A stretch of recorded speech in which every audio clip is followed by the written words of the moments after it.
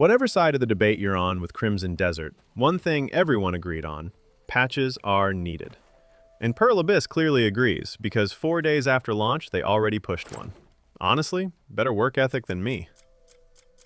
This is the only 2.5 minutes you need before you can get back to playing the game.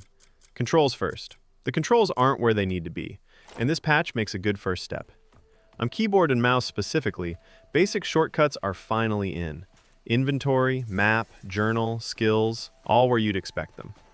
Character movement feels more responsive, and the interaction UI reacts faster. And then on top of that, some general improvements that apply to everyone. Jump inputs are more responsive, and Pearl Abyss says more control work is coming across the board. If you're on keyboard and mouse, anything specific you're still waiting on? Let me know in the comments. They've also gone after the combat. Specific enemies and bosses had their health and attack brought down.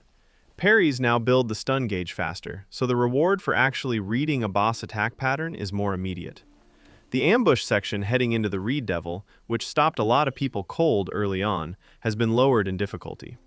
And there's a quiet one that matters more than it sounds. Healing items at Howling Hill Camp dropped from 10 silver to 1 silver. Food healing has been increased across the board too. Early on, that camp is where you spend most of your time, and the resource drain was punishing players right at the point where the game most needs to keep them. Boss weaknesses now show up on screen even if you haven't acquired the specific knowledge yet. Before this, you could be missing a weakness entirely just because you hadn't found the right item or NPC first. On the world side, more fast travel nodes across the continent. Storage added at Howling Hill Camp so you're not running back to town just to manage your bags. Skill observations now only need to happen once, and the puzzles people kept getting stuck on visually have been made clearer. Not redesigned, just clearer to read in the moment.